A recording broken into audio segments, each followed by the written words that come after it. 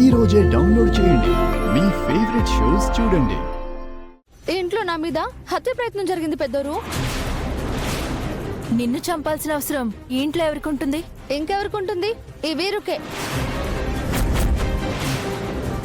నేను భానుగారి కేసుని రీఓపెనింగ్ చేయించే ప్రయత్నం చేశానని, అదే జరిగితే భానుగారిని చంపింది వీరు అనే నిజం ఎక్కడ బయటపడుతుందోనని ఆ భయంతోనే నన్ను చంపాలని మోటార్ షాకింగ్ కొట్టేలా చేశాడు. గంగా,